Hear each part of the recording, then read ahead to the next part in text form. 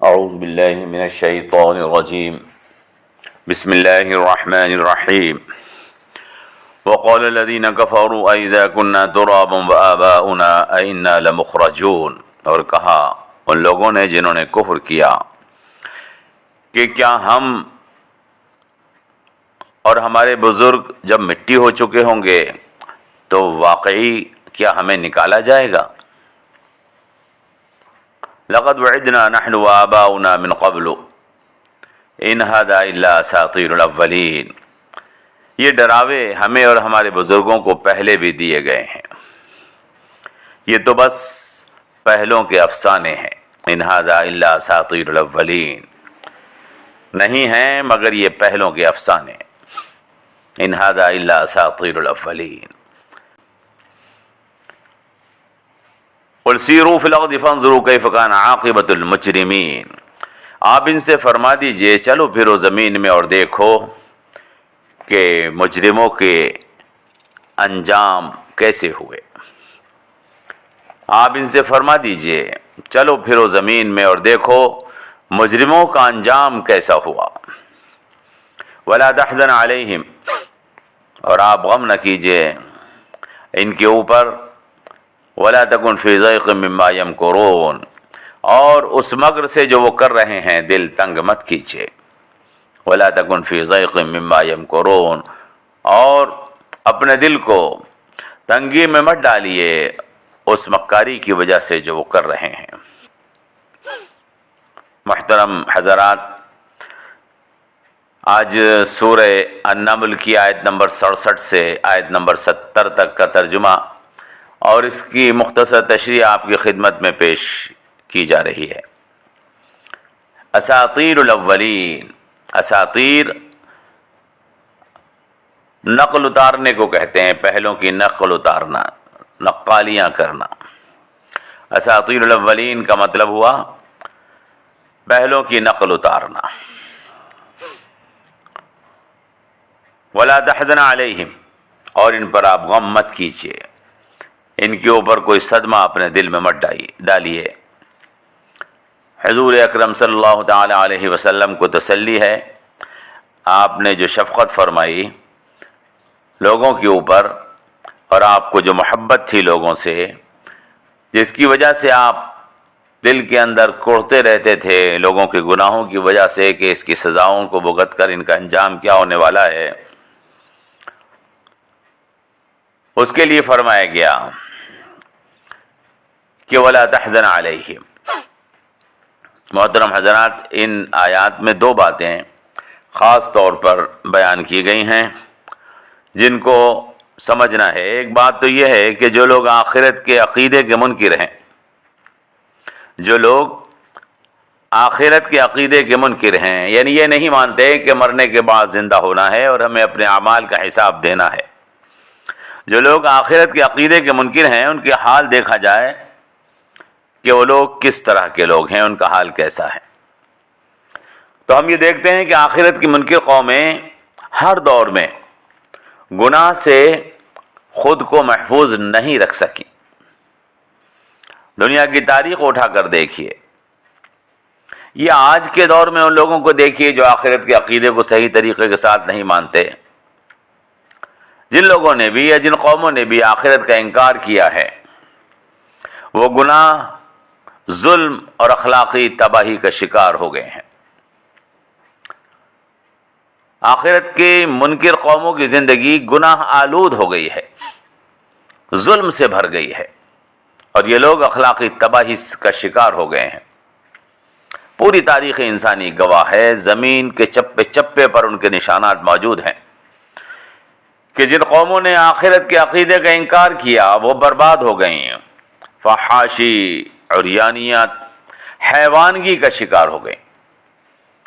ان قوموں نے گناہ کیے، ظلم ڈھائے، اور اخلاقی طور پر اتنا گر گئیں جس کا تصور ایک مہذب انسان کر بھی نہیں سکتا۔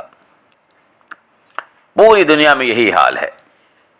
قوم عاد، قوم سمود، قوم لوط کی تاریخ اٹھا کر دیکھیے، ان لوگوں نے آخرت کا انکار کیا اور عقیدہ آخرت کی خرابی کس طرح ان کے اخلاقی بگاڑ اور بربادی کا سبب بنی ہے۔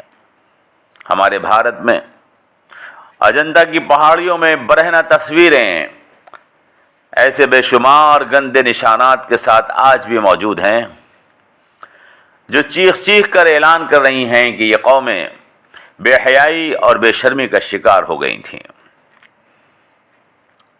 اور وجہ اس کی آخرت کا انکار۔ انسان کو باکردار اور بااخلاق بنانے کے لیے یاد رکھیں عقیدہ آخرت ضروری ہے۔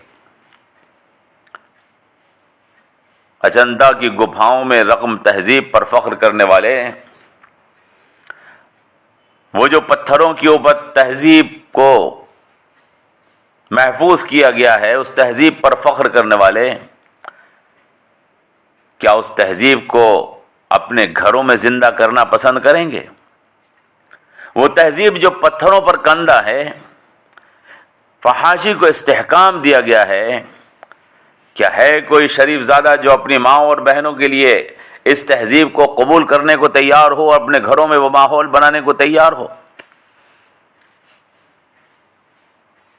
میرے عزیزو، اس گندگی سے بچنے کے لیے ضروری ہے کہ عقیدہ آخرت کو اسی طرح قبول کیا جائے جس طرح قرآن پیش کر رہا ہے۔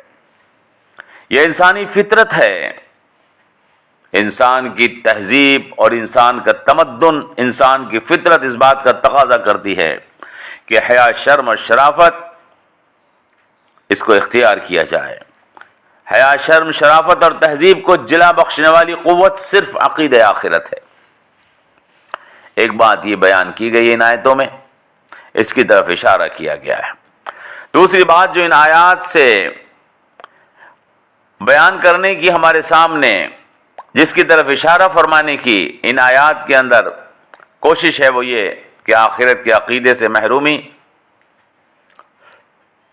جس کے نتیجے میں اخلاقی بربادی وجود میں آ جاتی ہے۔ آخرت کے عقیدے سے محرومی جس کے نتیجے میں اخلاقی بربادی وجود میں آتی ہے، اس کو دیکھو۔ قوم سمود کی بستیاں، قوم لوط کی تاریخ، قوم عاد کے برباد شہر، انہیں دیکھو، ان کی آبادیوں میں پہنچو، ان کی بستیوں میں پہنچو۔ اس سے تم پہچان سکتے ہو کہ اللہ نے کسی ایسے تمدن کو، کسی ایسی تہذیب کو، کسی ایسی قوم کو جو اخلاقی بربادی کا شکار ہوئی ہو، جو بدعملی اور بدکرداری میں مبتلا ہوئی ہو، اس کو باقی نہیں رکھا ہے بلکہ اس کو تباہ کر دیا ہے۔ یہ قومیں اپنی زندگی میں عروج پر پہنچی تھیں، انہوں نے ترقی حاصل کی تھی، انہوں نے اپنی زندگی کو بنایا تھا، سنوارا تھا، شہر آباد کیے تھے، حکومتیں بنائی تھیں، ملک تیار کیے تھے، لیکن طاقت کے نشے میں چور،